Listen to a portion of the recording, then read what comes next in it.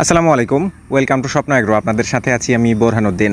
আজকে আমাদের খামারে এবছরের শেষবারের মতো ছাগল বিক্রি করা হচ্ছে। এবছরের বলছি এই কারণেই, কারণ আমি খামারটা যখন শুরু করেছিলাম তার থেকে পরবর্তী এক বছর আসলে ঠিক এই সময়টা পড়ে। আজ এই ব্যাচটা বিক্রির মধ্য দিয়ে মহান আল্লাহ তাআলার অশেষ রহমতে মোটামুটি আমার খামারের 5 বছর পূর্ণ হলো। আলহামদুলিল্লাহ, বলা যায় যে ষষ্ঠ বছরে পদার্পণ।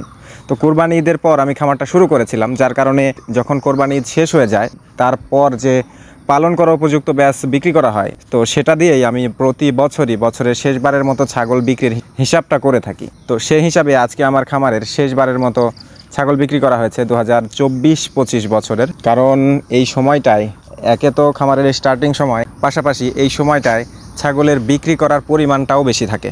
দেখা যাচ্ছে যে বছর শেষে আমরা যে সকল মা ছাগল বিক্রি করে দিই বা খাসি ছাগল বিক্রি করে দেই, সেগুলো হয় কোরবানির আগে না হলে কোরবানির পরে, এই দুই সময়টাই বেশি পরিমাণে ছাগল বিক্রি করা হয়ে থাকে। তো এই ছাগল বিক্রি করার মধ্য দিয়ে আমরা ছাগল বিক্রির হিসাবটা করে থাকি এবং বছর শেষে আয় ব্যয়েরও একটা খসড়া হিসাব থাকে আমার কাছে। তো যাই হোক, সেটি অন্য আলোচনা। তো ইতিমধ্যে এদেরকে যথেষ্ট খাবার দেওয়া হয়ে গেছে। শেষবারের মতো ওদেরকে কাঁঠাল পাতা দেওয়া হয়েছে, যেটা ওদের প্রিয় খাবার। তো এখানে 5টি খাসির বাচ্চা রয়েছে, এর মধ্যে 2টা ক্রস জাতের এবং 3টা ব্ল্যাক বেঙ্গল। এরা মোটামুটি এক ব্যাচেরই ছাগল। এদের গলায় আজ প্রথমবারের মতো দড়ি পরানো হচ্ছে। এর আগে কখনোই আমি ওদেরকে দড়ি পরাইনি। তো আমার খামারে ওরা কিন্তু ছেড়ে দেওয়াই থাকতো। তো অনেকেই বডি ওয়েট পাশাপাশি দাম জানতে চান। আসলে বিক্রি করার এই ছাগলগুলো পালন উপযুক্ত। তো যেসব পালন উপযুক্ত ছাগল বিক্রি করা হয় সেগুলো কিন্তু বডি ওয়েট দিয়ে দামটা হিসাব করা যায় না। অনেকেই দামটাও জানতে চান। তো এই ব্যাচটা বিক্রি করা হয়েছে 30,000 টাকায়।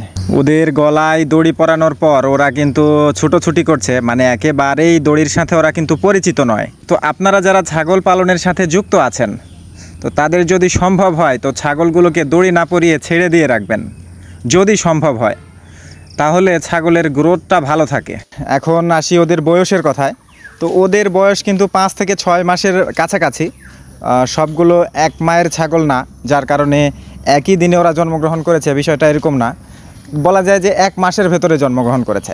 সুতরাং 5 থেকে 6 মাসের বা 6 মাসের 2-1 দিন বা 10 দিন 15 দিন কম বেশি হতে পারে।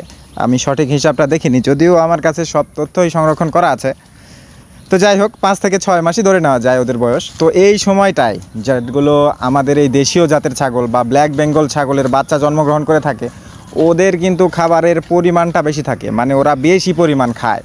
তো বেশি পরিমাণ খাওয়ার কারণে ওদের পেট একটু ফোলা ফোলা বা পেটটা একটু বেশি মোটা মোটা লাগে। পরবর্তীতে যখন ওরা কিন্তু বড় হয় তখন ওদের পেটটা আস্তে আস্তে পেটটা ভেঙে যায় বা পেটের যেই অতিরিক্ত ফাঁপা ফাঁপা মনে হয়, এইটা কিন্তু কমে যায়।